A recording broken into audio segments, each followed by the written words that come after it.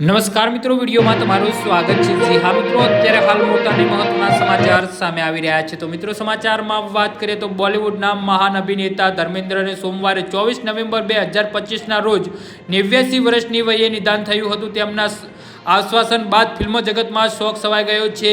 મુંબઈના વિલે પાલ સ્થિત પવનહંસ સ્મશાન ભૂમિમાં અભિનેતાના અંતિમ સંસ્કાર કરવામાં આવ્યા હતા। ધર્મેન્દ્રએ દુનિયાને અલવિદા કહી દીધી છે, પરંતુ પોતાના પાછળ એક એવો ખિલાફો છોડી ગયા છે જેને કોઈ ભરી શકશે નહીં।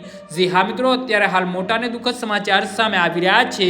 ધર્મેન્દ્રના નિદાનના બીજા દિવસે મંગળવારે 25 નવેમ્બરના રોજ સની દેઓલના પુત્ર દિવ્યગત અભિનેતાના પૌત્ર કરણ દેઓલ તેવા દાદાના અસ્થિ લેવા માટે પવનહંસ સ્મશાન ગૃહ પહોંચ્યા હતા। કરણ દેઓલે પીઠ અભિનેતા ધર્મેન્દ્રના અસ્થિ લઈને જતા જોવા મળ્યા હતા, કારણ કે દેઓલ લાલ કપડાના ઢંકાયેલા કળશ લઈને કારમાં બેઠેલા જોવા મળ્યા હતા। તેમના ચહેરા પર દાદા ગુમાવવાનું દુઃખ સ્પષ્ટપણે જોઈ શકાય છે।